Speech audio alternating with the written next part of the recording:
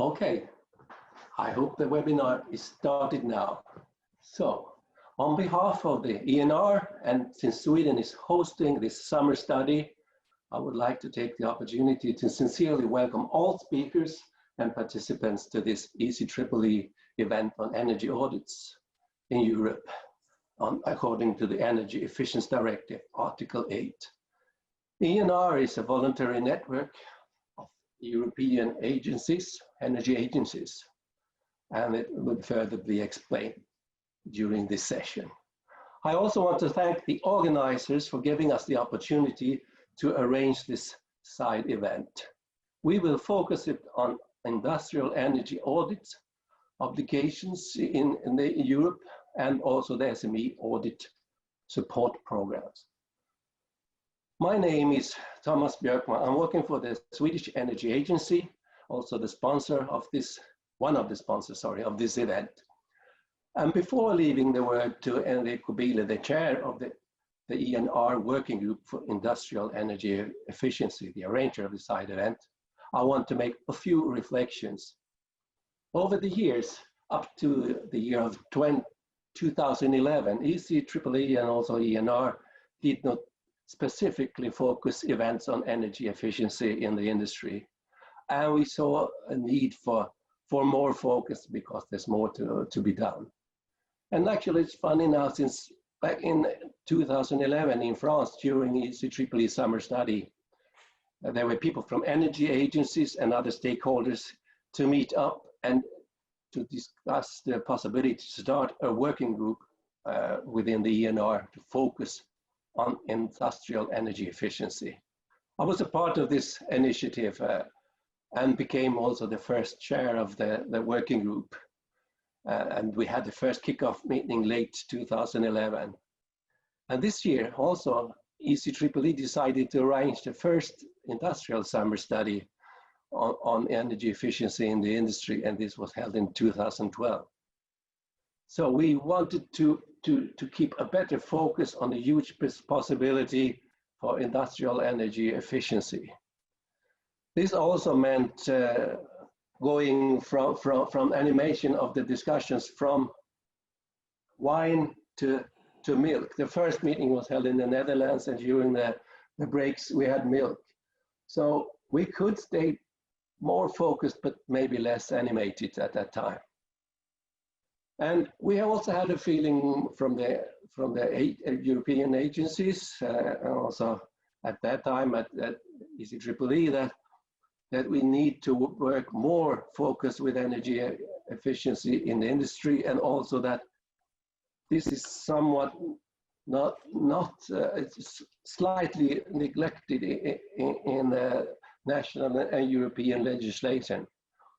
But the opportunities are great because the industrial sector uses more than a third of all energy in the world, and in some countries up to 40% nearly.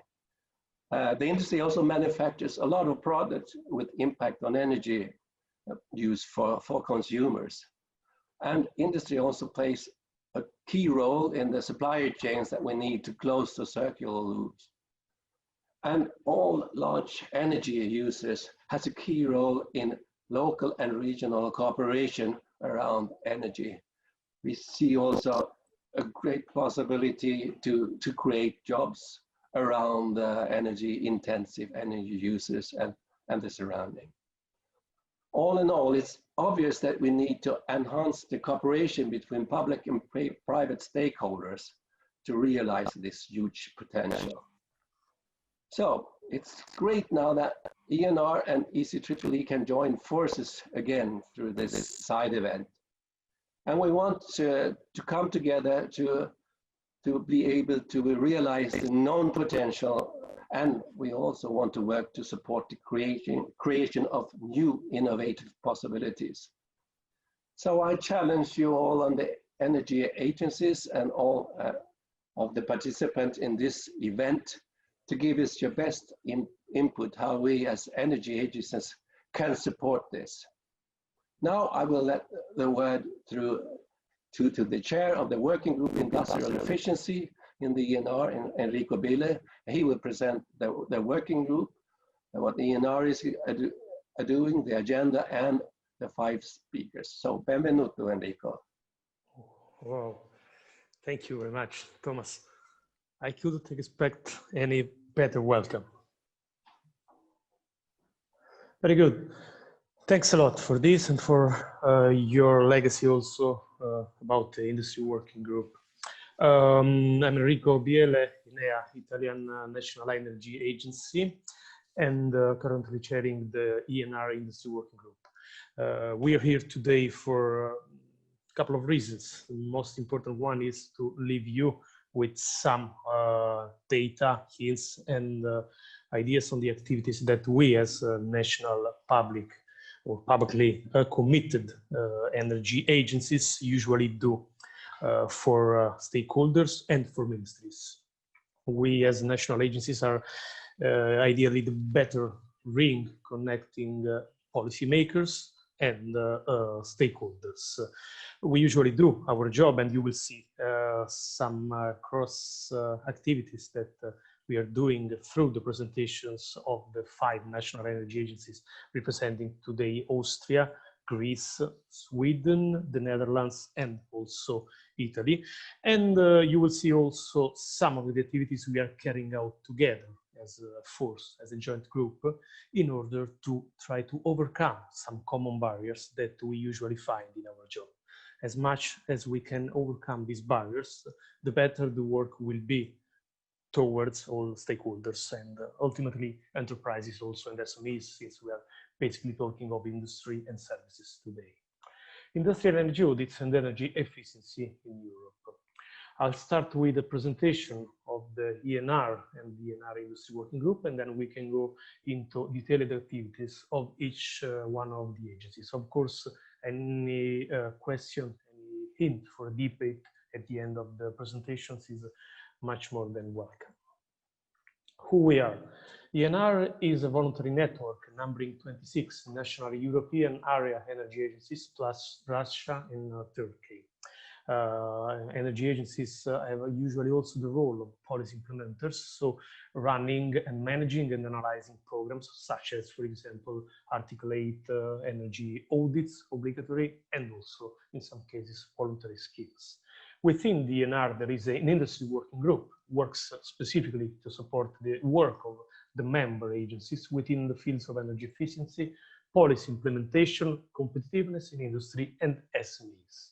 How many we are? We are quite a number now, about, let's say, between 18 and 20. There is usually one member coming, someone getting out, but we can say that now we're actually 19 national energy agencies, which is, I would say, quite a lot. Also because all of the participants are quite active in the working group, as you will see in the next few slides. Being active means participating, sharing knowledge, sharing success stories, but also sharing failures, because sharing failures means how to improve together the national schemes that we are managing or running, and also to support, wherever possible, the European institutions, European Commission first, through policy advice and policy recommendations. Energy audits in Europe, as you know, the most of the energy audits for large enterprises and obligated companies are carried out under Article 8 ED, Energy Efficiency Directive, Article 8, that basically all of us know quite better. ED Article 8 is a powerful instrument, and it also encourages voluntary schemes for, or voluntary programs for SMEs. Even though there have been a lot of success stories in several countries about Article 8, but some barriers are still in place and we need to look for suitable solutions. An example of a barrier that we can jointly and that we jointly afford, at least in subgroups or talking among us and trying to see how to solve this kind of barrier. The definition of large enterprise. As you can see on the right of the screen, the definition is quite different going from country to country, and this is quite a big barrier in terms of a general problem for European institutions, because every country is taking a system of measure different from each other, and sometimes it's quite difficult to understand also which kind of instrument has been put in place. I will share first example for Italy. For example, you can see here a definition. We had a change in definition during the years. From 2015 to 2016, we have had a slight change in the large enterprise definition, a further barrier.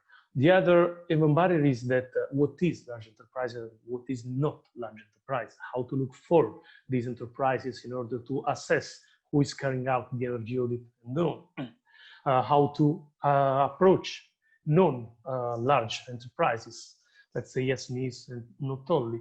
All these common issues are discussed among us. We're starting to discuss about this much more and more, and we are also trying to help the European institutions to look for suitable solutions.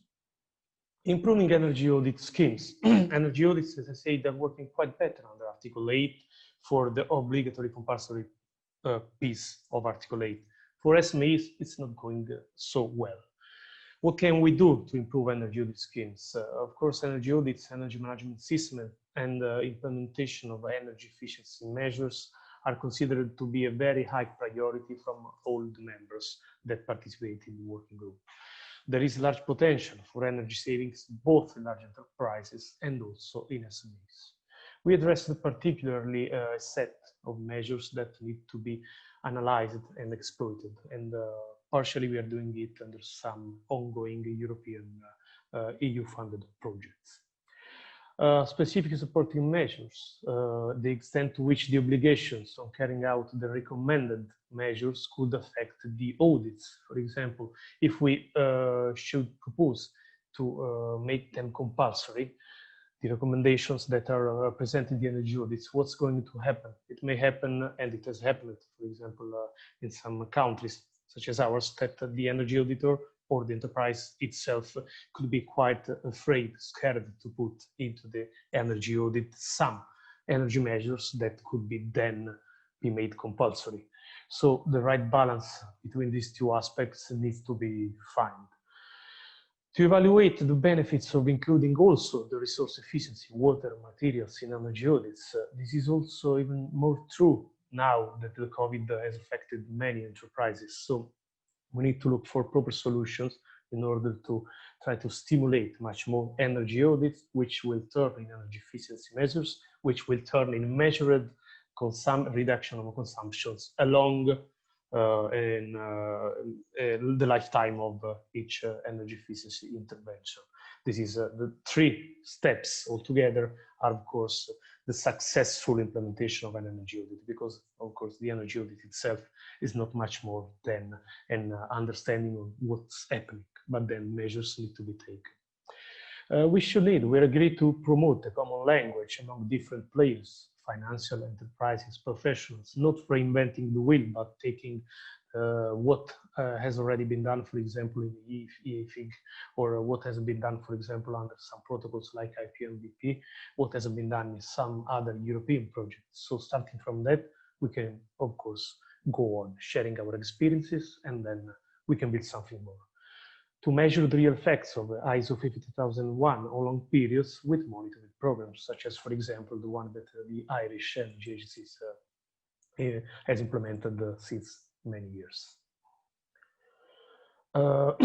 Some other hints that came out from our surveys, internal surveys, and surveys on purpose of supporting the new LIFE program 2021-2027. Business models need to be developed. Attention should be paid to areas where that have the specific potential to promote the combined savings and to measure that promote the use of renewable energies, circular economy, and also the water energy nexus. Encourage the development of processes and standardization so that the so-called customer journey beyond the audit is clear and of high quality. We have some examples. For example, in the United Kingdom, such a process standard is currently under development, as suggested from our partners from EST. Support the integration of energy audits in joining up commercial service offerings, developing new business models and digital tools. Digitalization is a very high priority stated from the very most of the ENR working group participants. And of course, look for new improved incentive schemes for enterprises to implement the measures planned in the energy audits. For example, the Austrian government energy program includes SMEs in energy audits and supports the implementation of these measures. But you will have a presentation from the Austrian Energy Agency right after mine. Moving from big companies to SMEs. SMEs is a quite complicated and not well explored turf, at least in terms of connection of energy in SMEs. We are trying to understand something more about this through a new project started yesterday with the kickoff meeting, which is a lead for SME. 9 of us, meaning 9 national energy agencies, plus some other ministries and agencies from the outside, work together to map and understand the context of national and local support to SMEs, proposing solutions to European institutions, but also to local, regional, municipal governments, trying to develop new schemes, so why not improve the already existing ones in order to really give a boost to energy audits and energy efficiency in SMEs. And of course, we'll try to do the usual knowledge sharing, which is both in success and barriers on national policies.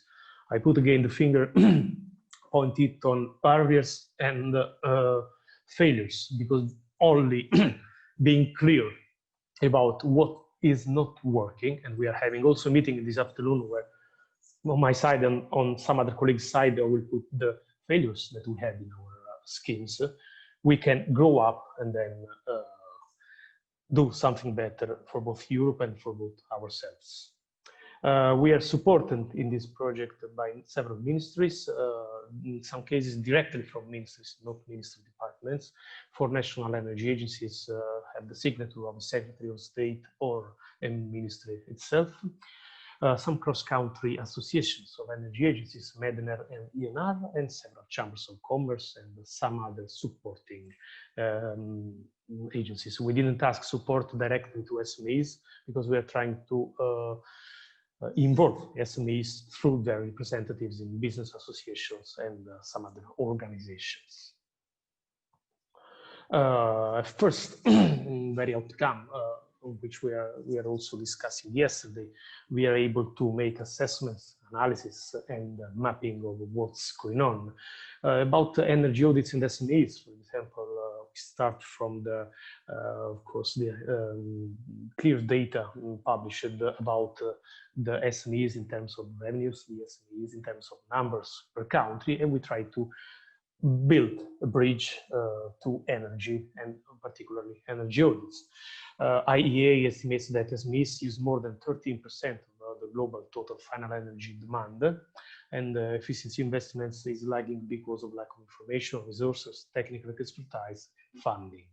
But apart of this 13% of consumption, the most important piece of data is that in Europe, more than 99% of enterprises are small, medium enterprises, which is meaning that there is another reason probably to help and support them. It's because they are, many of them also family-based from 1 to 10 persons, and it is also a matter of how to support families and small employees to give work to several people and be very connected to the territory, also addressing social matters and social issues. We analyze energy and sustainability issues, but through this we can maybe do something also on other sides and aspects. In 2016, there were 25 million SMEs in the EU, employing 95 million people. An example of analysis, we made preliminary analysis on 9 European other countries, which covered 41% of SMEs in Europe, led to, under the hypothesis of the case of non-binding policies, so voluntary schemes, industrial sector engaged with 10% of the SMEs audited in terms of consumption. The baseline is quite low here, since a lot of SMEs don't even know what is an energy audit in its different forms. Roughly 0.8 million tons of energy consumptions, in terms of energy consumption, need to be audited in the 40 years. This is a quite conservative estimation if we use non-binding policies. Of course, if we go to binding policies, which is quite tricky, but may be useful. For example, just thinking to energy-intensive SMEs, we could also have ideally better results. And just with good housekeeping without any real investment, so meaning just monitoring, for example, plus the implementation of the 2-3 year payback time measures, we can get to savings of a fifth of a million ton per year in terms of energy savings and 0.7 million ton of CO2 saved per year. We are working on that. We are trying to reach such goals, which even ambitious, because SMEs, as I said before, it's quite a new turf and it's quite difficult first to understand and then to try to address them with effective policy skills. But it's our job, and we will try to do it within the project and not only. Wherever you are interested in some of the activities we are carrying out, we have a report on industry and SMEs critical challenges and opportunities. It is done for a specific purpose, but it is then divided in sections: member state actions, digitalization, energy audits, and energy management systems. And you can find some more hints and why not data or some indications about what we do and how, of course, we can help you and each other. I think, yes, it's everything from the Industry Working Group ENR side. And we can go now to the presentations of each national country. So you will see me again for ENEA, but we have some very important speakers from very important agencies and countries. It's likely also representation of, quite good representation of different areas of Europe. We have Austria, the Austrian Energy Agency with Petra Lackner. We have Greece with CRES, Goumas. Then you have seen already met Thomas Björkman from the Swedish Energy Agency. The Netherlands with two speakers, Jaap and Moot. And then I will have also my presentations for the Italian Energy Agency on Article 8 implementation. Please, Petra, take the floor. And thank you for your interventions in advance.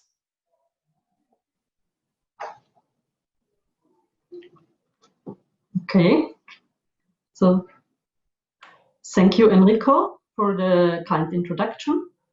And yes, so I'm Petra Lackner. I'm working for the Austrian Energy Agency since 2005 already. And I'm going to give you a brief overview. So I have to get used to the to the click. Okay, I'm going to give you a brief overview about the situation of the energy audits and the energy consultant or consultations in Austria. How is the Article 8 of the Energy Efficiency Directive implemented in the Austrian law? What are the companies have to do? And I will give you some outlooks, what is the status at the moment and the next steps. So first, in Article 8, there is the energy audit obligation for the large enterprises. In Austria, the implementation of the Energy Efficiency Directive is implemented with the Energy Efficiency Act. And the audit obligation for the large enterprises is defined in in paragraph 9. In Austria, the large enterprises are obligated to conduct an energy audit every 4 years. This audit can either be an external audit by certified, registered auditors, or an internal audit if they have an energy management or environmental management system in place, the companies. The definition of large company or large enterprise is every company which is not an SME. And the SME is, we follow the definition of the European Commission. So as soon as a company has more than 250 employees, it is a large company. And if the employees are below 250, then those thresholds like the turnover and the balance sheet have to be above the threshold. And what is important and also quite complicated, we add the numbers of these thresholds for the affiliated companies, for holding companies. So you see it on the right side of this slide. For example, if you have a affiliated company, a mother company with several daughter companies, then you have to sum up the numbers of all daughter companies which have more than 50% share. So that by this also small and medium enterprises are audited if you have a look at them alone. Okay. The companies have to register themselves on the website of the monitoring body. The monitoring body is also operated by the Austrian Energy Agency. At the moment, so with October 2019, there were about 2,000 large enterprises registered, and 1,633 audits of these companies were reported.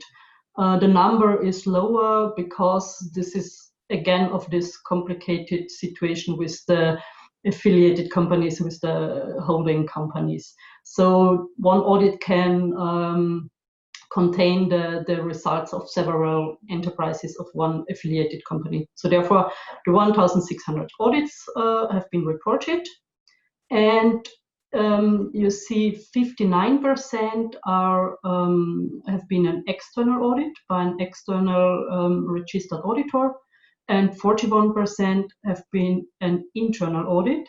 That means 41% of those large companies have an energy management or environmental management system in place, a certified one. That's quite good, I think. Then what is the content of the energy audits? What do the companies have to show and the consultants have to look into? The minimum criteria of the energy audits are defined in paragraph 18 and in Annex 3 of the Energy Efficiency Act. The minimum criteria are oriented along the European standard, the energy audit standard, EN 16247, the general requirements. And there are also special minimum criteria for the other areas of auditing, like buildings, production processes, transport and mobility, according to the other parts of the standards, part 2, 3, and 4. As soon as a company has a higher consumption as 10% of the total consumption for these different areas, then they have to fulfill also the minimum criteria for buildings, production, and transport. Once the audit is completed or conducted, the results have to be reported with an online application, a database on the e-government.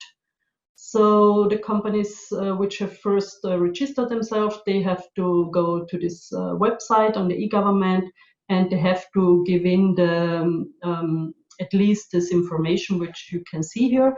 So they have to show which areas they have analyzed, if it is building, process, transport, or all of them, or some of them.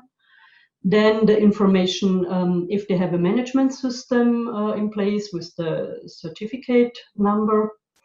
Then if it was an internal or an external energy audit, then the energy consumption per sector, that means per building, process, transport, and in total, also the savings and the cost savings per sector and in total.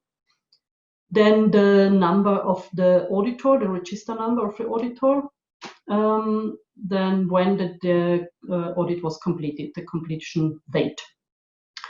And additionally to those obligated factors or dates they have to report, there is also obligatory to upload a summary of the energy report. And the whole report is not obligatory, it's recommended to upload, but it can be very, very large and a lot of megabytes or gigabytes. So in most cases, they are not uploaded. But for the summary report of the energy audit, the monitoring body also recommends that they use the template which was established by the monitoring body. And about 90% of all companies really use this summary template. So we have for a lot of companies the similar information within those templates, within those summaries. But they are not in the database, so it's not digital available. That's a problem for further analysis that could be improved. But it's also a thing of cost and effort for the companies if they're willing to do this, to put it also in a database. So the contents of the summary is the scope of the audit, the name of the auditors, the consumption of each energy carrier, the consumption of the most relevant devices, the potential energy efficiency measures, and a plan for the implementation of the energy efficiency measures, because the companies are not obliged to implement the measures, but of course we hope that they do it because it is economical. And in 2017, the monitoring body made a survey on the energy service market. And one of the questions, so it was sent to about 2,000 companies, 900 answered, so very quite feedback rate, a high feedback rate. And the question for the implementation of the measures was, what is the status of the measures which were suggested or recommended within the last energy audit?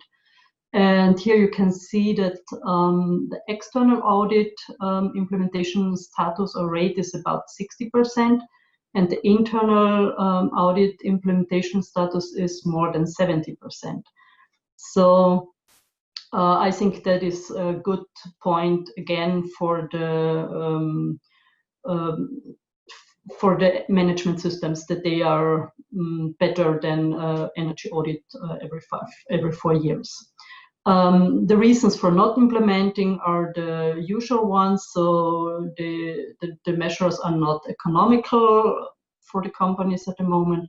There are insufficient funds. They have other priorities in their work.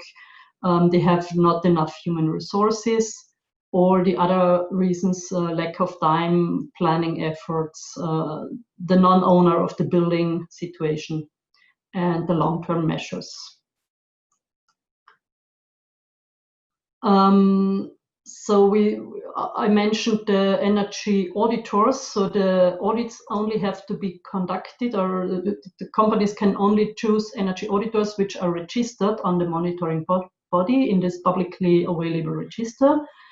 There is a qualification process which requires a combination of education and experience. The auditors have to show this, that they are experienced and that they can be listed in this register. So we have a points system that works, that the auditors have to reach 20 points that they can be registered as energy auditors for the large companies, or 10 points that they can be registered as energy consultants for the SMEs. And they have to decide in which part they have the competencies, if it is more for buildings, for processes, or for transports, or for all of them. But they need, for each of these sectors, they need the 20 or the 10%. So at the moment, in the end of June 2020, there were about 600 energy auditors registered for large companies. You see this in this table, the first column, the left one. The last line is 105 auditors. Of these, 602 are registered for all three parts. The most of them is for buildings, 517, then processes, then transport. And the lower number is for the consultants of SMEs. There are 200 consultants, which means Berater in German. They are mainly the same persons, but they have to show also that if they have the registration for the large companies, they are also, of course, able to consult the small ones. We also made in this survey on the energy efficiency, energy service market, there was also a question or a lot of questions regarding the quality of the energy auditors.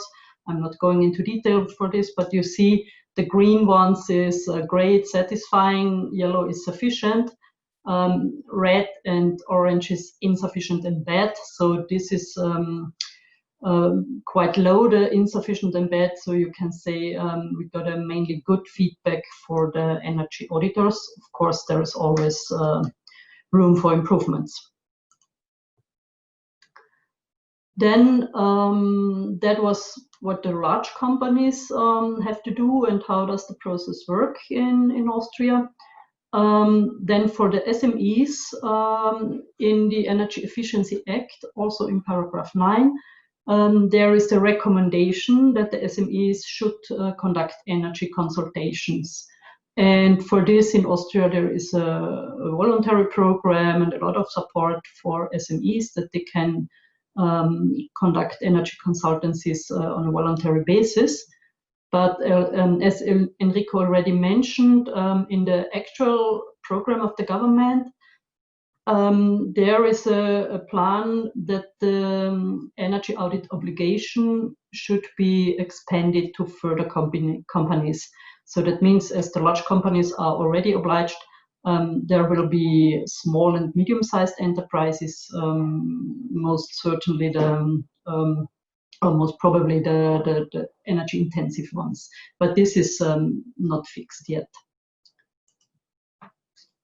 Here's just one slide for the national support programs and subsidies for SMEs and partly also for large companies.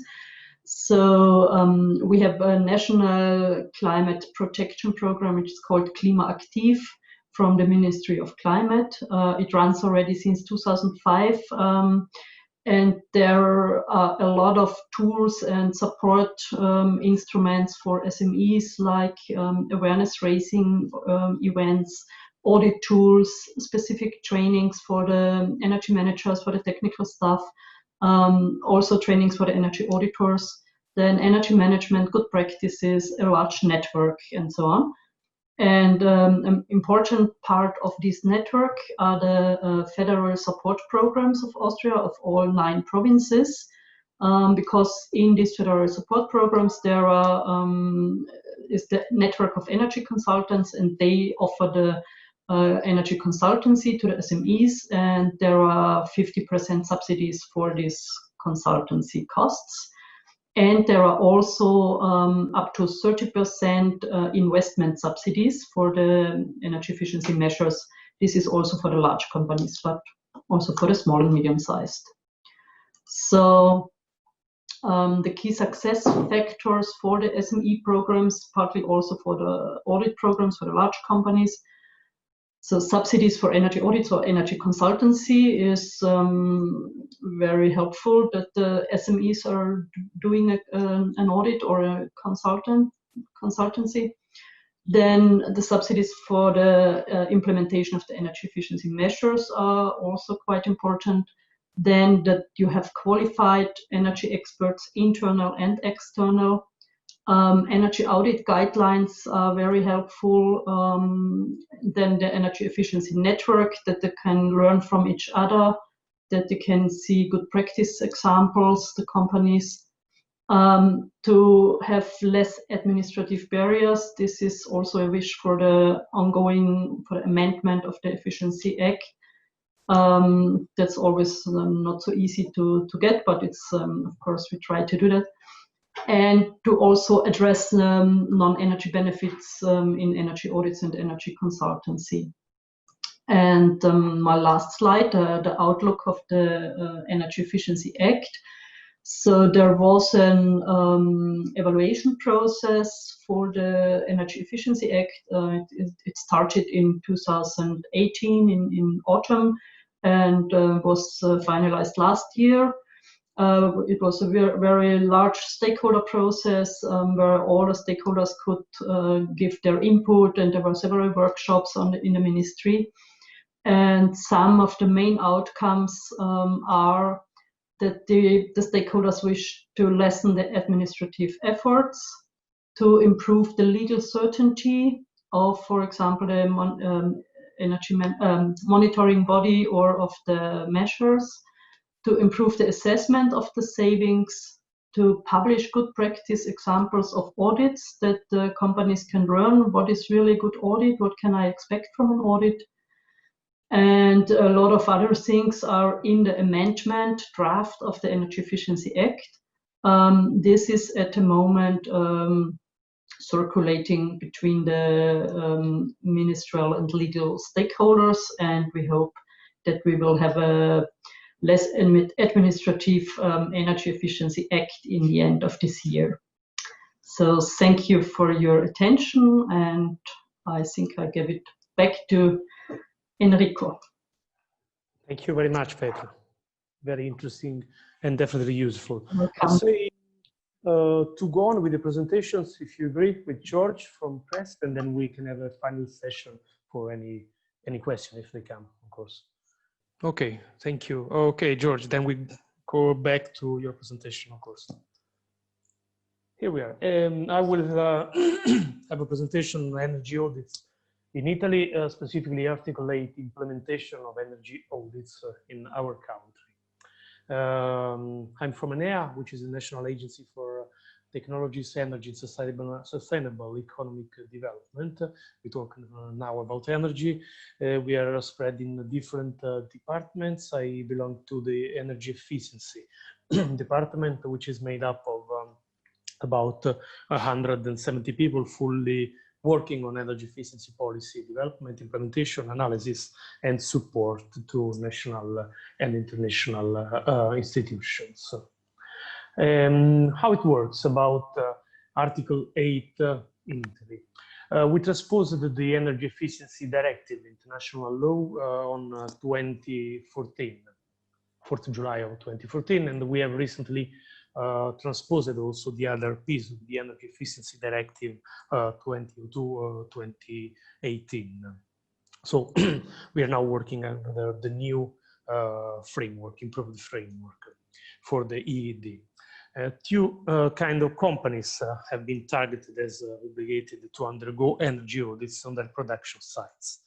First of all, large enterprises, of course, as everyone, it's the obligation. And then some other enterprises have been added to the first ones. These are the energy intensive enterprises. Who are they? They are enterprises with energy consumption higher than 1 gigawatt-hour electric energy per year. This is one condition, and there are some other conditions related to some other economical aspects. In the past, this limit was 2.4 gigawatt-hours, but since 2018 now it is 1 gigawatt-hour.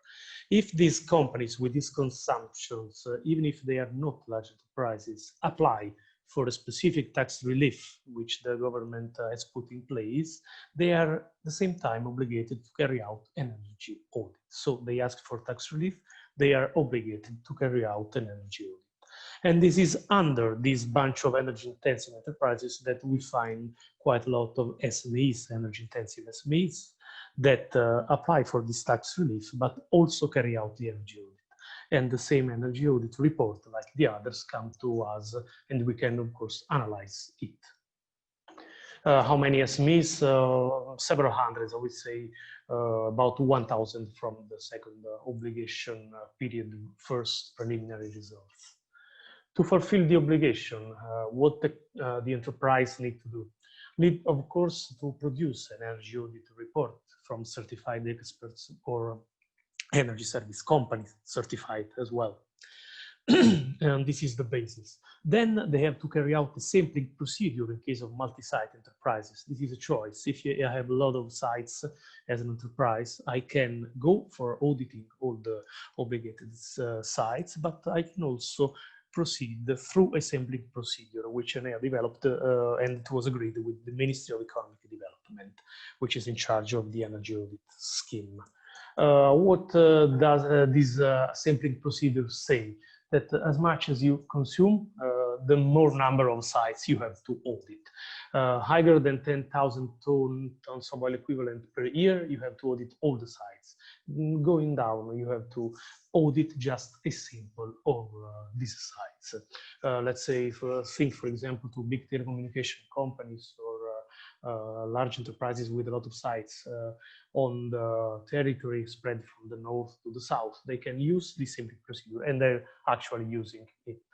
The other piece of information we need to complete the fulfillment of the obligation is the energy data spreadsheet.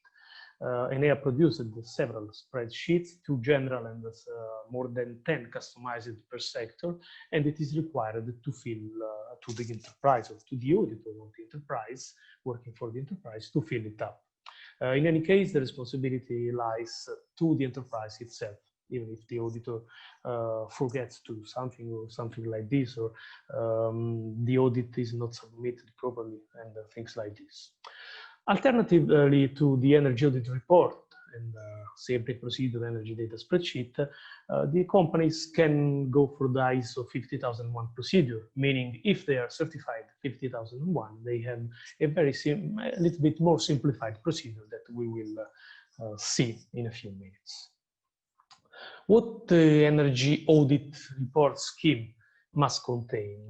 We have produced the guideline, and it asks for details of the expert, obligated party details, reference period of the auditing process, units of measure, including correction and normalization, data collection procedure, products, raw materials, production processes, KPIs, and energy consumption.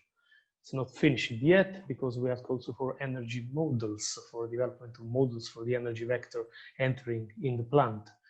KPIs and comparison with reference KPIs, list of energy management opportunities, and a summary of the found energy management opportunities, also under the financial point of view.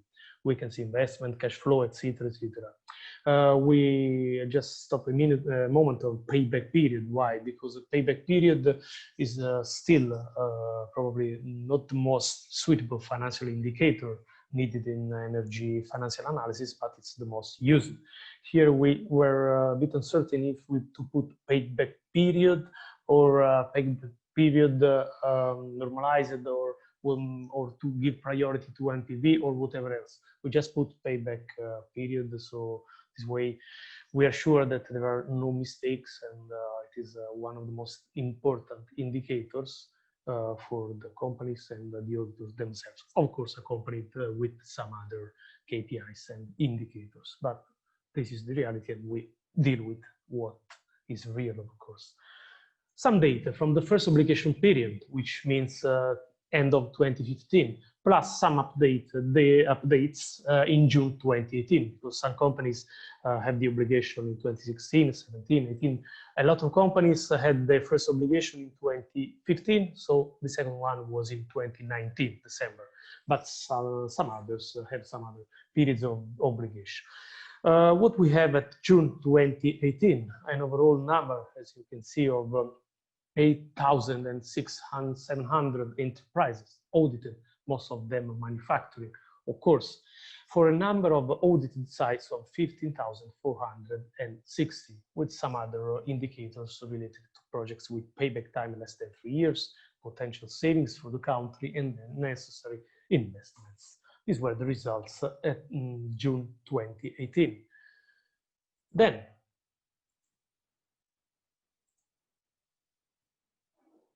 sorry, it takes some seconds to run.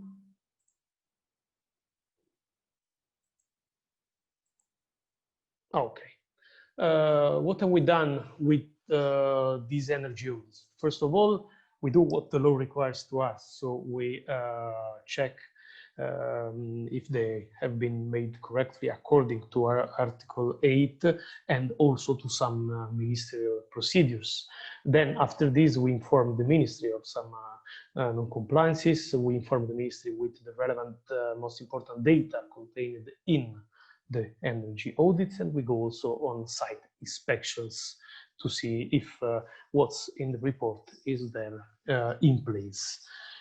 First results, more than 45% of the audits were carried out on sites related to the manufacturing sector and more than 15% in trade. We have carried out sector analysis, ceramic industry, steel and iron industry, transportations, etc.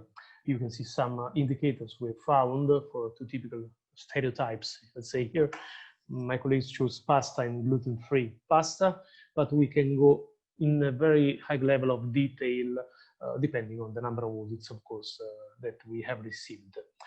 This is very good news. Bad news, of course, is that most of this data is just in Italian language, and we are trying to do a little effort more to translate and make this data available also in English at least.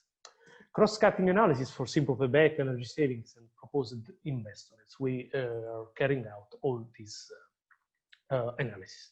Second obligation period, December 2019. So a full update here with the new amount of several thousands of audits received in December 2019. Again, manufacturing is winning together with wholesale and retail trade. Manufacturing takes more of the half of the audited sites. You can see manufacturing and then wholesale and the retail trade in evidence.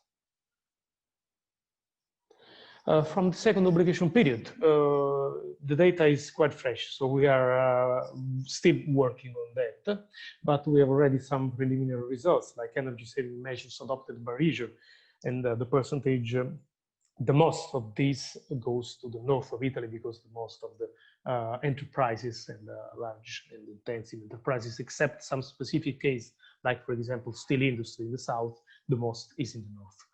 Total energy savings from adopted energy saving measures. So we can see also here what's going on in Italy in terms of percentages. And here we have a little surprise also for the south of Italy, Sicily.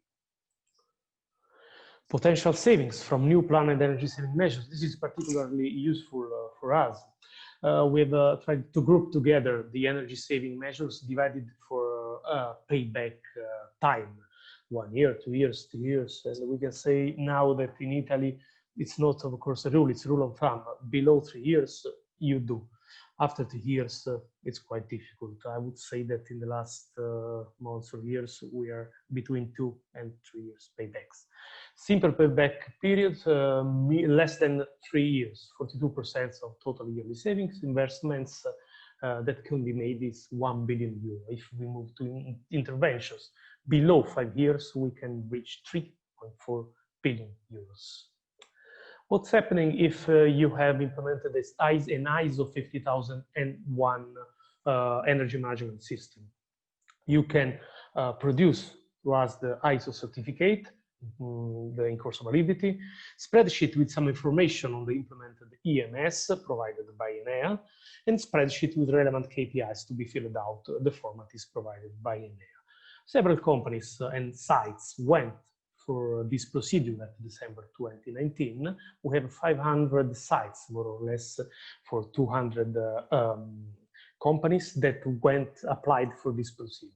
500 sites is quite a lot because it means basically a little bit less than 20% of the overall number of ISO 50001 sites that we have certified in our country. But some companies, even if they have the ISO 50001, they decided to go for the traditional path, energy audit report and annexes. After this, I have finished my overview on the Italian situation in terms of Article 8 energy audits. Future challenges keep promoting the culture of monitoring energy and non-energy consumptions. I analyzed the second compliance period data to provide the enterprises, the government, and ourselves with updated KPIs in the energy sector, and big challenge for the future, work on SMEs, because this is quite a real challenge. Also, our national laws and plans try to promote, or let's say they put in Britain that the SMEs need to be attention, but we need to work a lot on that, especially because in Italy, we have a lot of companies that have much less than 50 people employed, up to 10, basically the usual family businesses. I finished my presentation, and of course, I would say let's take any question at the end of the full presentation made up by 5 or 6 of us. Thank you, and I would pass to, I don't know if Jaap and Moot or George, it's also up to you. Liz, if you have been able to contact George, I don't know. Yes. Okay, George, hi. Okay, I'm here again.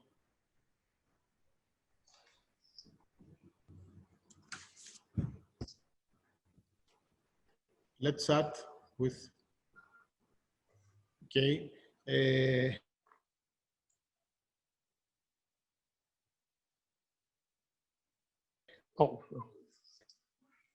I talk about the energy audit of about the Article 8 in implementation, briefly presentation of CRES, and we go on. CRES is the energy source energy saving in the national center for renewable energy sources, national use of energy and energy saving. Next slide, please.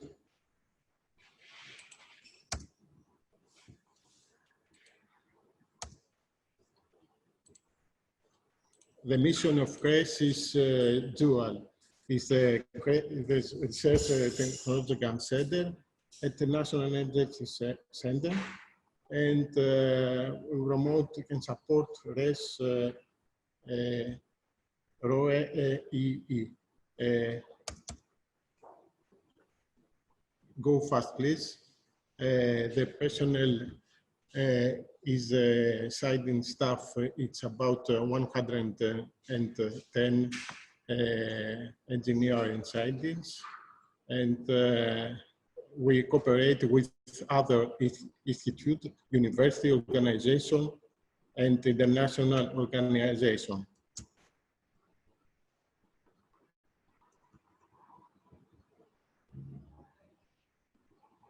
We have many labs. Wind technologies included wind, biomass, geothermal, solar thermal, and etc. Activities. CRES is official Greek government consultants on matters of renewables, national policy, strategy and planning. We carried out applied research and development, and organize and supervise demonstration pilot project to promote the other technologies.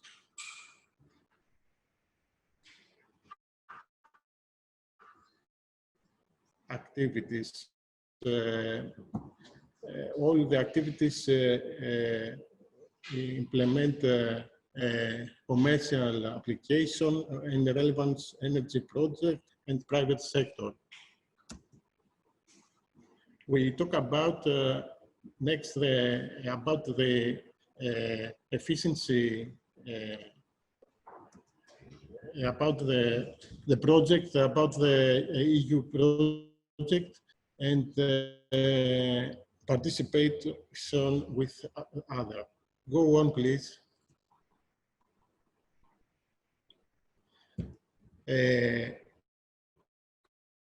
Support the energy efficiency, about the Ministry of Environment and Energy and implementation for energy policy, and involve the various project about Horizon and the field of the specific energy audit and of large enterprise and industries. Offer assistance in-depth energy audit for large enterprise and residential building.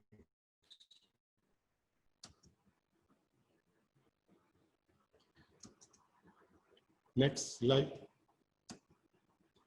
About the mandatory energy audit in large company in Greece. Greece transport to the EED, to the national law of linguistic degree. The Greece proceed the energy audit and activate the beginning of registry of energy audit and start operate in July 2030. The registry has already about 100 certificate auditors and 50 companies. In terms of application, the records of number of energy audit carry out the Hellenic Ministry of Environment and develop a registry of energy audit and auditors.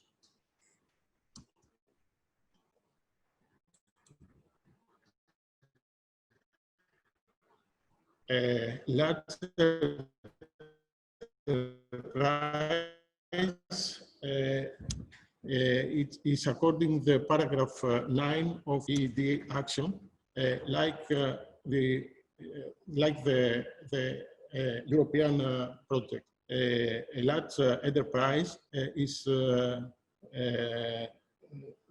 than over 250 employees, both turnover 50 million euro.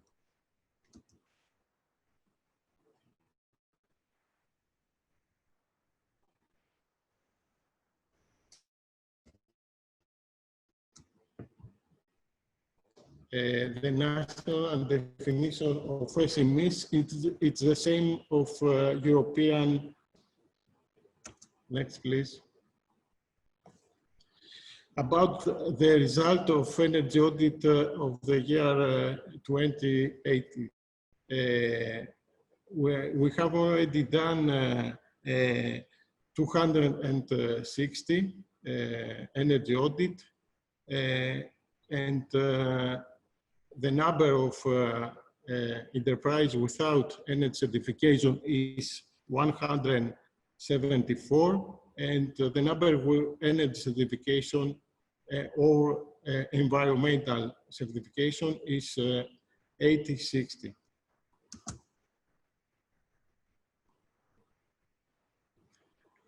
About the categories of NACE version 2.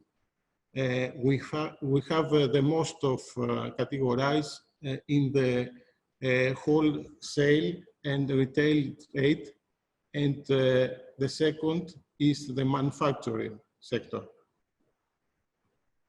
The other is following. About the enterprise which have ISO 2001 is only 84, and the categories of NACE is the most of that it manufacturing, and after the following is construction.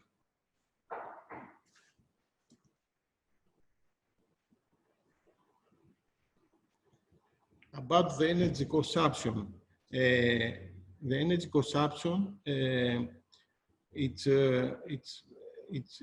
the most of the categories of retail sales service, and after following the electricity, gas, steam, and air conditioning supply. The other sectors have significant energy consumption, and this is the other manipulated activities. About the number of SMEs and large enterprise in Greece. The most of enterprise in Greece is SMEs, is about 821 enterprise.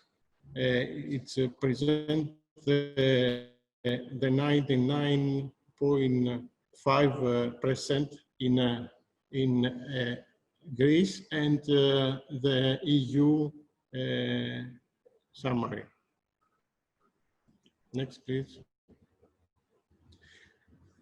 Okay, about the result of energy audit in the large enterprise. The energy consumption at the large enterprise is about 202 kiloton per year. Many companies prefer the energy audit to energy management system, about the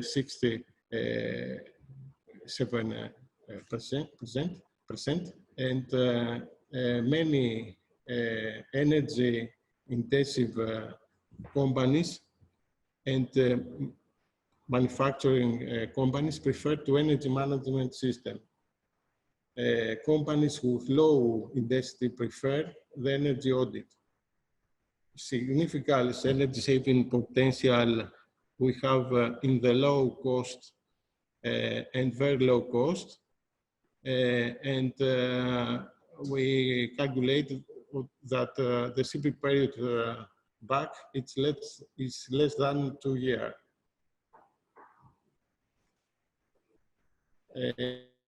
According to the data of the Energy Regulation Office, 261 large companies conduct energy audit, and the saving of this energy audit is estimated at 27.7 kiloton per year, by 53% after the implementation of all the requested energy measures. The majority of large industries and SMEs have not applied ISO and other environmental certificate methods. Challenges. Great energy saving potential in Greek large enterprise and industries. Promote the energy efficiency of SMEs of renewing scheme with co-finding energy audit and energy management system. One of the key points to the energy efficiency policy development in industry will be support for improving energy efficiency and manufacturing enterprise. The European target of the improvement of the energy efficiency by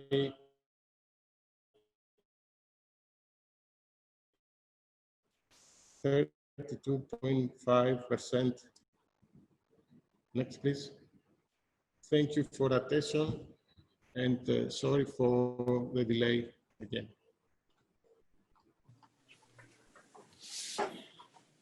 Thank you very much, George. No worries. We all hope, yeah, at some point we will have in-person meetings again, so something like that will happen. Okay, if it takes some seconds then to go to the other speakers, Jaap and Moot, and while I would like just to remember that at the end of the presentations, there will be time for some questions. We are just a bunch of minutes late. If the speakers can be in 15 minutes each, it would be great. 15 minutes per agency.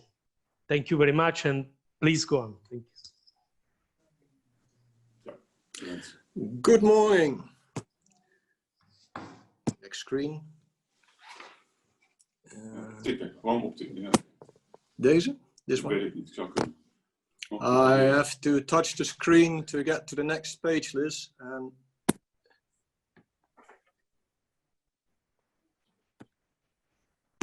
still trying to get to the next page. Yes, there's the next page. Good morning. My name is Moot Goossens. And together with my colleague Jaap Blacquiere, we will tell you in the forthcoming 10 minutes about our efforts to improve the quality of the EED reporting in the Netherlands.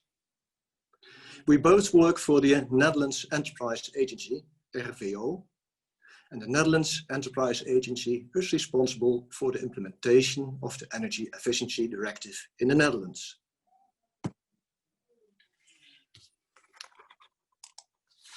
This presentation is divided into 3 parts.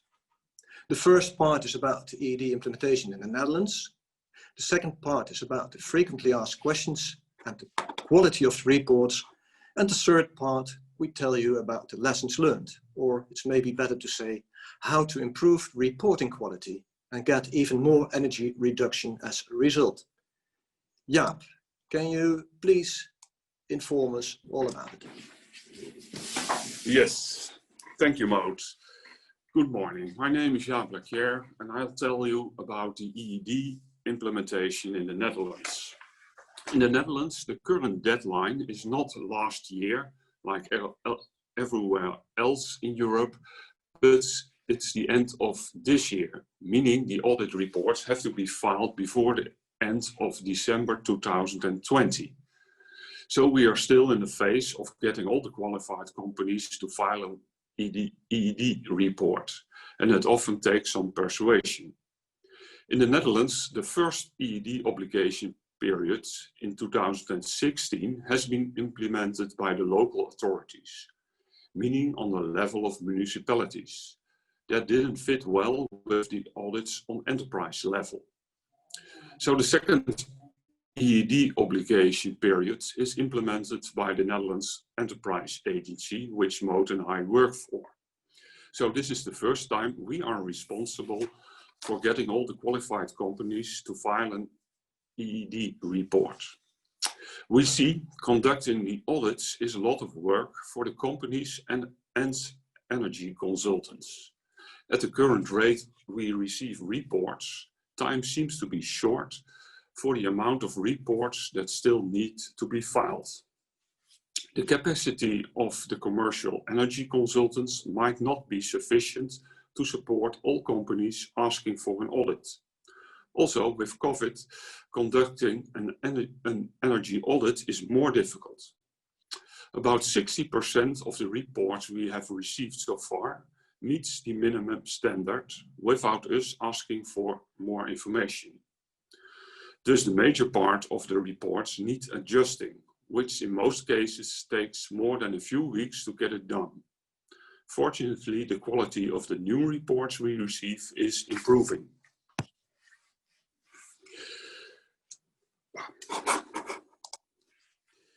We have given the EED audits a lot of publicity, with letters to the boards, online information, a seminar and a webinar.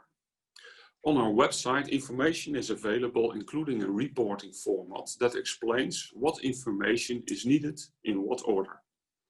We see more and more companies use the reporting format we have provided, and that results in a higher amount of first-time right reports. The reports have to be uploaded to a website, to a web-based electronic desk.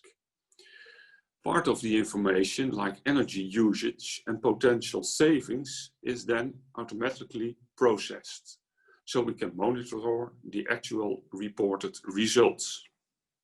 The audit reports we have approved on are shared with responsible local authorities.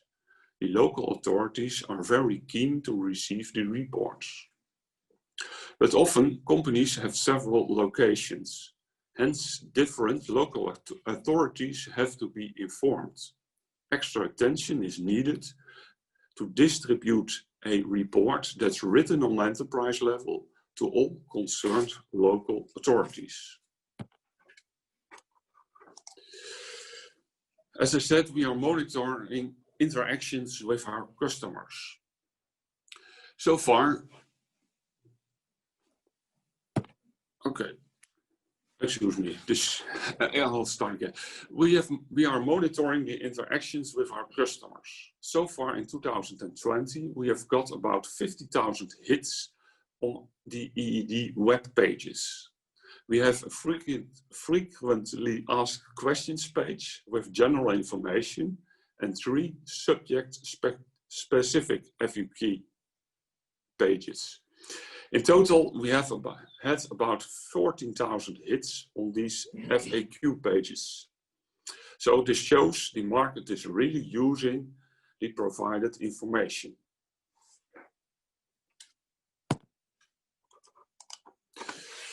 We have also been monitoring who is asking the questions on our help desk. Most questions come from commercial energy consultants. And of course, a lot of questions are asked by company employees. And this is a view of the monitoring data of the second obligation period. Looking at the audit reports we have received so far, we can conclude a few things. Fuels have the highest potential savings. Potential savings are about 15% of the current fuel consumption. Most of that will be the transition to electric cars. And of course, employees working at home more often nowadays. Potential savings on gas and electricity are found in heating, ventilation, cooling and lighting. Potential savings are not large, but up to now we haven't received a lot of reports from industrial companies. Remember, the Dutch deadline for filing audit reports is December 2020, so we are not there yet. And the outcome will change the coming months. Moot, now it's your turn again. Yes. Next page, thank you. The questions top 3. If we look into the frequently asked questions, the number 1 most asked question is to be expected. The most asked questions are in the category, does it apply to me? Some examples. A big company asked if the EED audit reporting applied only to the production plants and not to the offices. Our answer is, it's about the whole company. So yes, production, distribution and offices, etc. belong to the concern. Another question. A company asks us if the EED does apply to them, since they are only a small subsidiary. Our answer is, it's a responsibility of the concern management to apply to the law. So we recommend you to inform the highest entity in your company. They have to decide if the company is big or not. And if the highest entity in the organization structure is a financial holding without personnel, the next level can report. We also get questions from non-profit organizations like universities and health organizations. Our VO's answer is, they only have to report on their economic activities, and only if these activities are more than the EED threshold.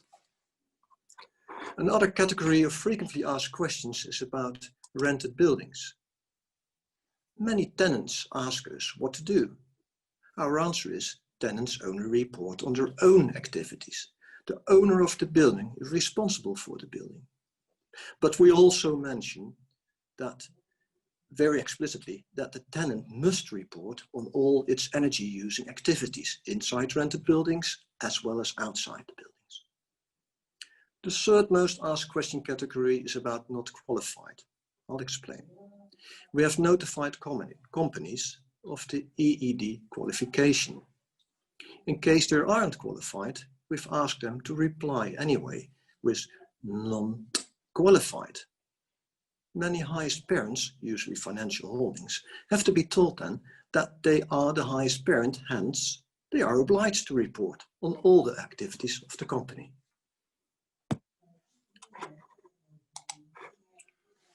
Most frequently failure in reporting is the absence of potential energy saving measures or absence of calculated payback period. We compare the saving measures reported in ED audit reports with publicly available long lists of energy saving measures. In many cases, even quick win energy savings are not investigated. To mention some, pressure reduction in compressed air systems is not looked into. Insulation of appendages or buildings is not investigated. LED light is not mentioned in the report. An increase of the server room temperature to improve data center energy performance is not looked at all. We've also noticed that transport savings are often not investigated. If we think measures are missing, we asked the companies to complement the EED report. The other type of missing information in an EED audit report is the return on investment calculation. A management team needs this financial data to make a first decision on further investigations on an energy saving measure. And by the way, in most cases, assumptions have to be made to calculate return on investment time. Another frequent failure in reporting is the limitation to short-term return on investment savings. The long-term savings, those with return on investment of more than 5 years, are missing. In that case, we asked the company to complement the report with long-term savings. And we do realize that this is an open-end question. Do we mean a payback of 6 years or even 12 years? The answer is that energy saving measures, which might be of interest if a major renovation of the factory or office is planned, should be available to the management team. Remember that strategic long-term choices often have another return of investment. The third most found failure in reporting has to do with missing parts of a company. We compare their website and other public available information with the report. Locations are absent. And not only the sales office is sometimes missing, even production plans are missing in the report. And sometimes even whole business units are missing.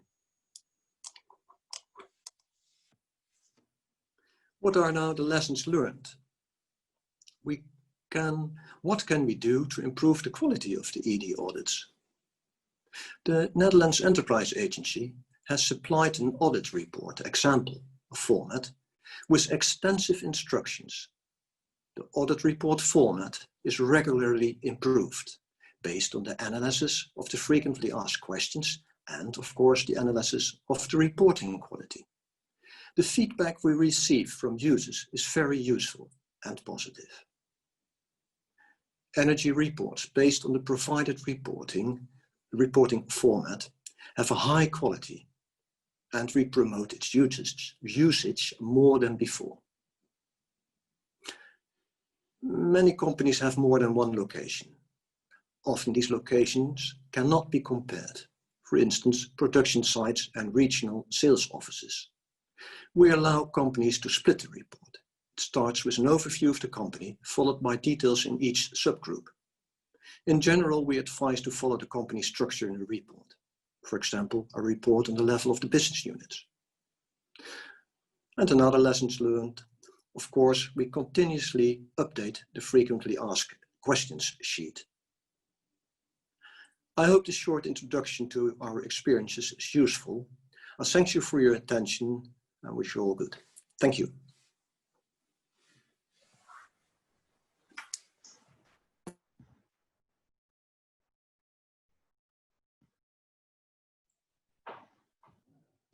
Thank you, Thomas. You will take the floor, isn't it? Yes. So thanks, of course. Sorry, Jaap.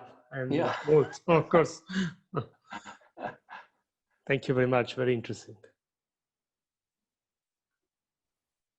So, hello, this is Thomas Björkman speaking, and from the Swedish Energy Agency. Make the last presentation, and for all of you who want to pose the questions, we will have a discussion afterwards, and you will have the possibility to get answers for your questions. So the Swedish Energy Agency is the agency directly under the Ministry of Energy and Digitalization, and we work a lot with this kind of legislation, but also with support research and innovation, and we make a lot of analysis for the government. Regarding this energy audit policy, we have working a lot with the audit obligation, and the one who is responsible for this is Anders, and our speaker is Thomas Björkman. Some of you have also met Martina Berg, who was taking part of the concerted action. Now, in Sweden, we have a long history of voluntary agreements, and we have carried out more or less organized SME programs for energy efficiency. We usually focus on the energy intensive industry because the ratio of energy intensive industries may be responsible for some 85% of the energy use in the industrial sector. It's also special now since we are using also the EU definition of SMEs, although there was a small mistake made by the legislator. But we found out in the reporting that about probably less than 10% of the energy use in the industrial sector is within the SMEs. With previous definitions, we thought it was about 25%. So we focus a lot on the energy intensive industry and also on the larger companies. So some of the specifics, we set up a certification scheme for auditors. There were no certification body who were making any kind of personnel certificates for auditors. This took a bit of time, and we had the first certificate in 2016. So this means that we changed the audit cycles to have it start a little bit later to make possibility to make good quality audits. So our audit cycles are 2016 to 2019. They have now reported, and we are evaluating all of the results. So this is the first year now of the next cycle, and so it will continue. So all the companies need to report aggregated results from the audits. They don't send a complete report from the audit because there is always a risk that somebody could require to take part of it, and then it will get public, something that companies don't want.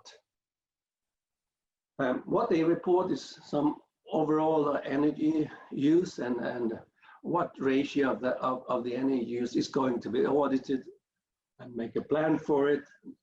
They make the audits, and they also report potential findings regarding measures and which measures are the sum of the measures that were carried out.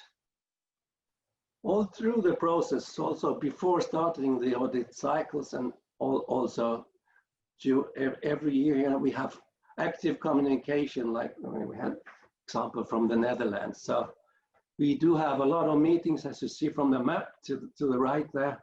We have had meetings with thousands of different kind of stakeholders, both the auditors and the companies, and some authorities, also local authorities, over the years, to get feedback on how this how the purpose that we have better energy efficiency is fulfilled. They report in a web report. For the SMEs, we had programs for audits support since 2009. We've had last 5 years some support for deep projects when the projects are not really known according to the details and economy. There's been investment support, and we had some learning energy efficiency network with coaches.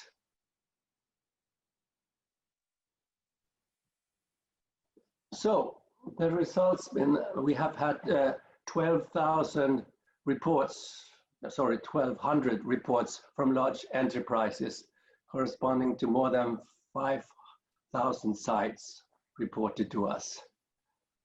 There have been more than 230 energy auditors certified over the years, and we also have a possibility for auditors from other member states to have a recognition from us that they can make audits in Sweden. This is most typical that when the company group has an auditor carrying through the audits in the different countries. Another result that we see, it builds the competence in enterprises and also at the Energy Agency. We see, for example, one company stated that they had quite a lot of projects and that they also brought to the management, and they thought that the competence for the management to review these kind of energy efficiency projects was increased. This is a competence that they didn't really have in the past.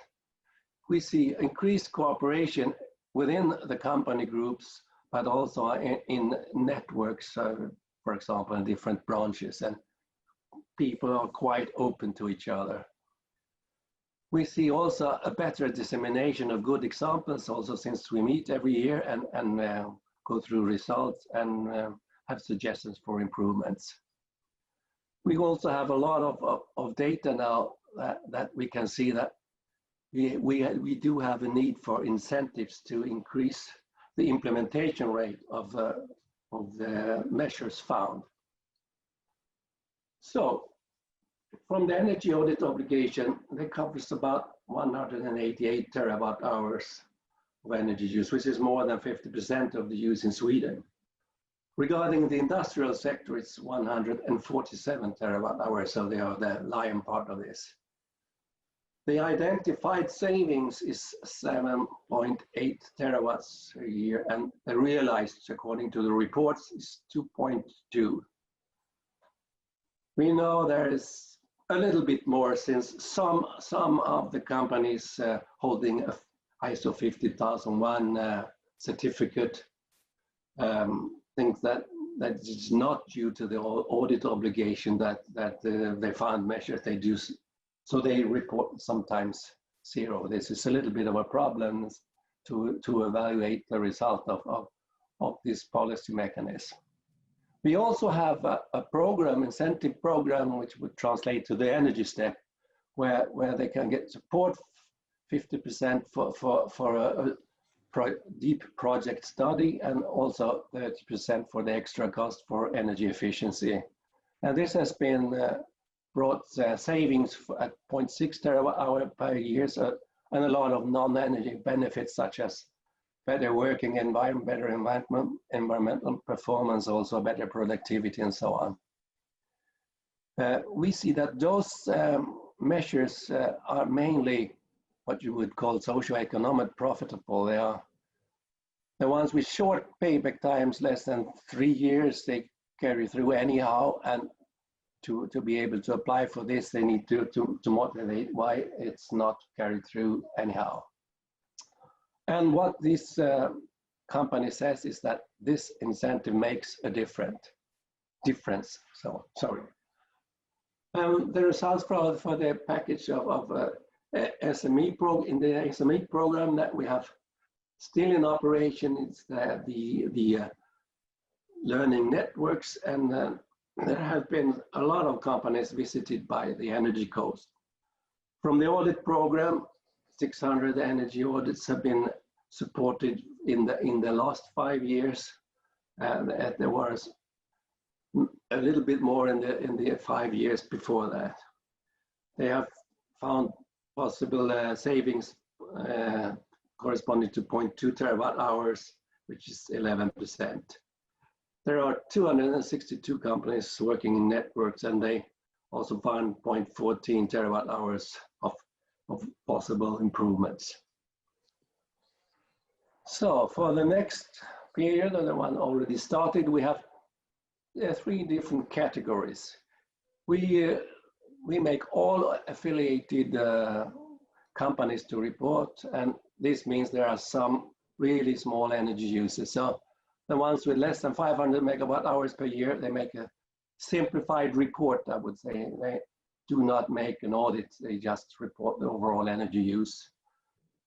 Then if they have less than 10 gigawatt hours per year, which this is about nearly 500 companies, and the total fraction of energy use, the fraction of the 188 terawatt hours is 1%. So we have a somewhat simplified possibility for them now. They have possibility to use a little more like checklist, because it could typically be some retail company maybe renting 100 shops over the country, and they are fairly the same, and it's not economically viable to audit them and every one of those in details. This does not apply for manufacturing industry. They have to make a detailed audit anyhow. And for the companies with more than 10 gigawatt hours per year, they go follow the standard, and they not checklist accepted. They use a certified energy auditor or management system. I would say the energy intensive industry, most of them holds a 50,001 certificate, and they also use some 110 terawatt hours of the 147. So we have the tradition not to calculate numbers of companies. We want to see the impact on the energy efficiency and the energy savings in the society. So this focus on energy efficiency also falls back on, there are some guidance notes for the Energy Efficiency Directive, Article 8, that we should be making proportional energy audits. They should be cost effective and so on.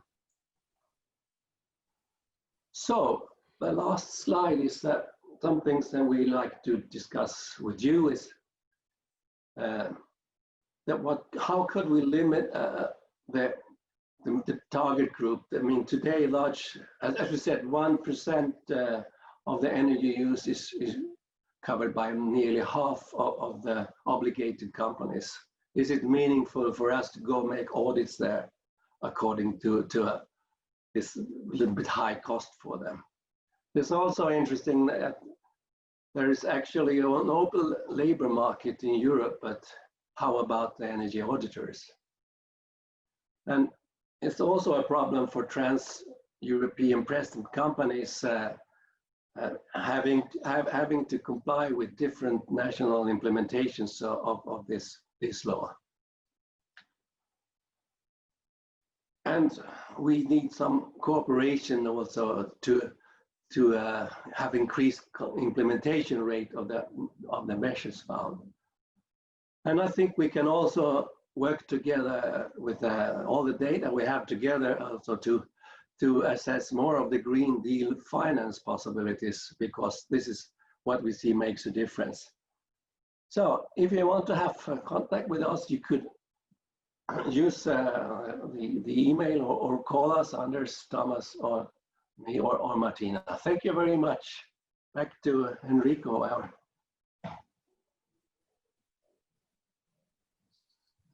Thank you very much, Thomas. Okay, if you agree, I don't know if you can hear me well. Yes. It's me that I don't hear me very well. I don't know why. We can go on with the questions that have come to us. If you don't mind, I will start with Petra's question for Austria. I already saw that she answered in written. If you want to say it also verbally. We can start with Austria, and then we can go on with other questions for a quick possible answer from all countries. Thank you. We have 15 minutes overall. Okay. So the question for Austria was if the 50% subsidies for the consultants in SMEs, if there is a limit in euros. And yes, there is a limit. And as I showed, there are 9 federal programs. They have different offers for the consultants and for the SMEs, but all of them have different modules, which kind of energy consultancy it is, which SME it is. I just put there one example of Salzburg. It's called the Umweltservice Salzburg program. There, for example, if industrial SME is going through an energy check, then the subsidy is for 70 hours with 85 euro per hour, and 50% of this is subsidized. That means the limit is 2,975 euro. And there are several exceptions. Exemptions is if the company is certified according to EMAS or has the Umweltzeichen or is a partner of the Network 2050, then they have a 75% subsidy. So it's even higher. And so it's for different kinds of companies and modules. The smaller ones have smaller subsidies. Very good, thanks. I will quickly go to the other question. Do audits include establishing operational plant efficiency of thermal and electric energy assets? Starting with Petra in alphabetical order, we can go to George CRES, then me, the Netherlands, and the Swedish Energy Agency, and then the Netherlands. If we can give a quick question to this, quick answer to this question, Q1. Q1. Okay, is this so the operational measures meant? So if you improve the operation of the different devices, I understand the question like this. So of course they are part of the energy audits, and they are also measures which are suggested by the auditors, the operational measures. George, please. If I understood it right, I don't know. Yes, me too. So I ask, maybe if we don't give the right answer, I ask the person who posed the question maybe to come back to us. Please, George. It is a tricky question. Okay. I estimate about 10 to 20% about the companies who establish operation plan. I think this is the explanation, but I don't know exactly what person said. For us, about efficiency of thermal and electric energy assets, we ask these pieces of data in the spreadsheet.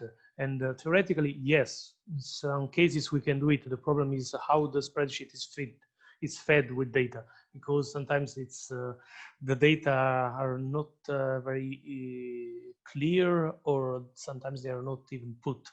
And we are moving to an electronic data sheet or with some fields to fill online, and we already implemented part of it, but not all is doable until the right data is not compiled. We cannot control from the beginning 11,000 pieces of data. Also, I would ask the colleagues from RVO and then Thomas, of course. Yeah, Leslie, I'm not sure I quite understood the question, but could you rephrase it? I think, yeah, it's one of the Q1 there. Do audits include establishing operational plant efficiency of thermal and electric energy assets? Well, it depends of if these assets actually are in the company or supplied by the energy company. So in theory, of course, all the possible measures areas of measures are included in the audit. It's not reported specifically to us. Thank you. The Netherlands, I think. Thank you. Jaap or Moot, whoever you prefer, or both. Okay.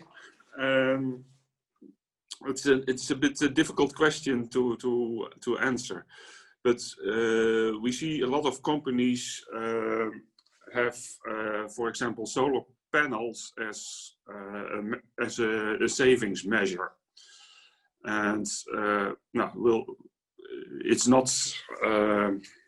How do you say? It's a possibility, but we don't specifically ask for that. And that's the answer. Oh, no, it is an answer. Of course, it's. I think it's in line with the question. Then I see another question. Then, of course, if you have some other questions, we can try to answer now live. The EED 8 calls for audits to include resource efficiency benefits with water and materials. Okay, the water energy nexus. And are there specific guidelines to assess the water energy nexus in the audit facilities? I will pose this question to each country, if it's your knowledge, and maybe something at international level as working group. Please, Petra, again. So in Austria, in the energy efficiency audits, there is no, it's not covered yet, the topic of water and resource materials. For the voluntary programs, the SME programs, there are several modules also for waste, for water, and for resources, other resources, materials. George? Yes, I think that this issue is out of the energy audit. I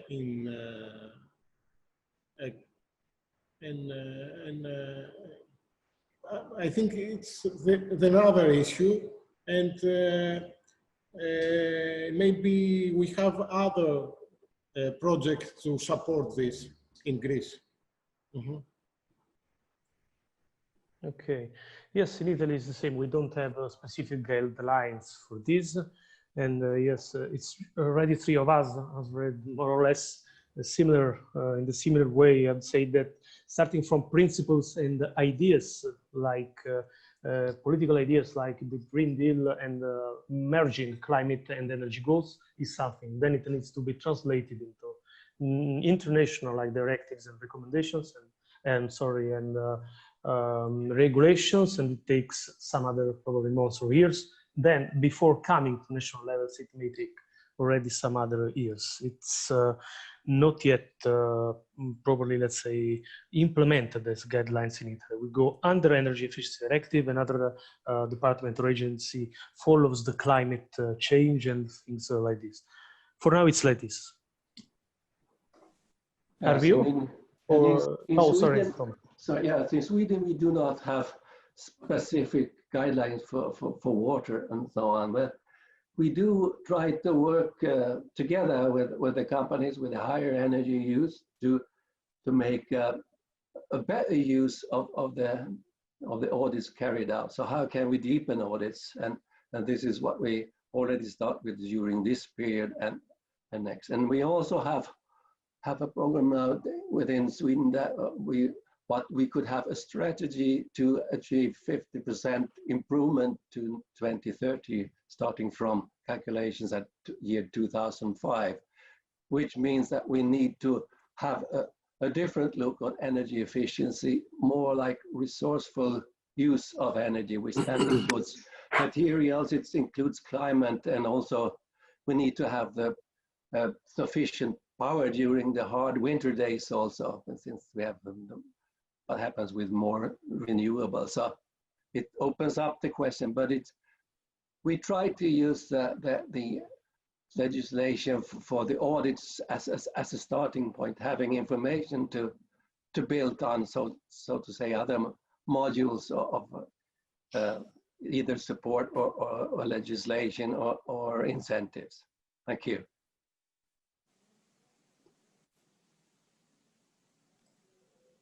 RVO, please. Zeg je tegen me? Yeah. You would like to hear me too? Okay. In the Netherlands, there are no specific guidelines to assess benefits with water and materials. However, we do use long lists with all kinds of possible energy saving measures. And these long lists are produced by the companies and branch organizations themselves. So it's not our list, it's the list from the companies. And indeed, there are, of course, water and other benefits and materials mentioned on it. Okay, thank you. Yes, there is some work to do about this. I was just thinking back to this question. We have some pieces of information in the audit reports, but there's also, I think Petra's idea, it's in the reports, and sometimes we try to extract this piece of information. We cannot ask it as a compulsory. We try to ask some pieces of information about raw materials, water, and some of these are into the PDF reports, and we try to extract it. But as long as we don't have a precise legislation, we cannot go and ask companies for something more, of course. This is a piece of problem, let's say, to put on the table, maybe also this afternoon in our ENR meeting. About the international level, if you want to add something, please do it. I think there is no specific deadline also at the European Commission level. It just comes to my mind the repository work from the JRC on water energy nexus, about 70, 80 pages, and it's quite recent, 1 or 2 years ago. Don't remember the exact name, but it's Water Energy Nexus JRC 2019, and you can easily find it. And there was a project with one energy agency, the Cyprus Energy Agency, I think Water Energy or something like that. What I found looking for this in the past, because it would have been useful, I found something about in the US. US is probably a little bit more forward, it's a bit advanced on this, the Environmental and Protection Agency and also the National Council and Defense, National Defense Council or something like this. But the easiest way, write us back and we can answer, or just on Google with these few keywords. I think you can have much more success than writing me. But anyway, write, and I have this material if you need. For its European Commission, the only one I remember is from the JRC, which is a body of the European Commission, and 2019 Water Energy Nexus. I remember also Portugal had some voluntary schemes. Yesterday it came out in our meeting, our kickoff meeting of it for SME. So if you want to write ADENE, A-D-A-N-E, someone like Ana Cardoso or Paulo Calau, they can easily come back to you. Good. I think we are 1 minute from the end. I don't know if we have one question more Sure.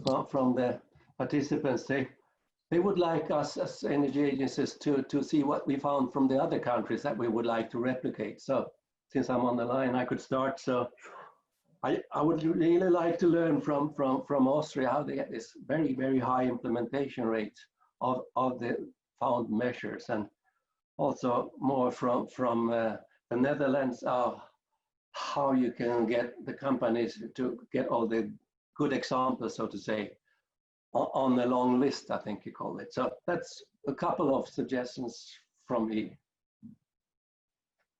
So maybe to Petra? I think this can't be answered in this session, but that's something we could work on in the ENR network and the industry working group.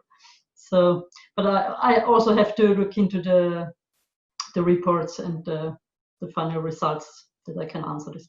But I think the high implementation rate is also that maybe only those measures are reported also by the auditors, which has a quite high chance to be implemented, because the companies say you don't have to write this into it, because if we are one day have to implement it, I don't want to read it there.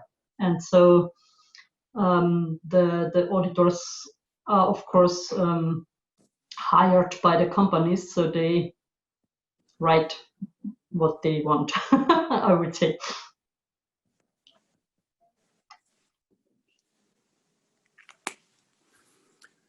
George, if you want. Oh.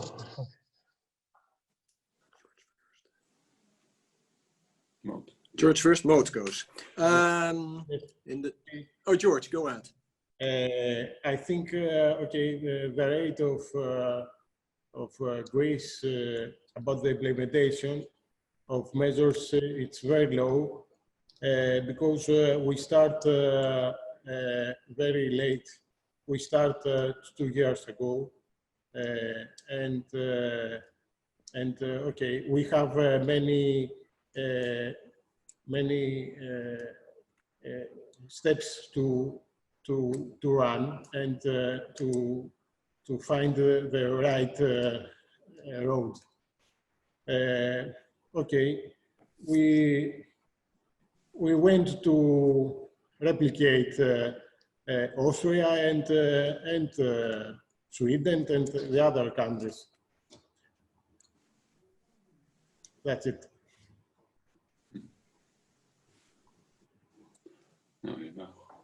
Yep. Shall I answer the next questions? You had 2 questions actually. One is, how did we get these long lists of possible energy saving measures with a return of investment of less than 5 years? They are the products of the energy saving contracts, the so-called long-term agreements, which the Dutch government has got with the 1,200 biggest companies in the Netherlands since 1995. And these are of course from many different branches, and they produce these lists of possibilities because they already took them themselves. So they're proven to be within a reasonable return of investment period. The other thing is that the SMEs, which we didn't mention up till now, are obliged to mention to their local communities how they perform, meaning that every measure with a return of investment of less than 5 years has to be taken. You must take all energy saving measures if they are having a return of investment less than 5 years. So that's why many things are already done in the Netherlands. And this, to be obliged to tell your local community what you're doing, also counts for the big companies. So it's a bit of double at the moment. Does it answer your question?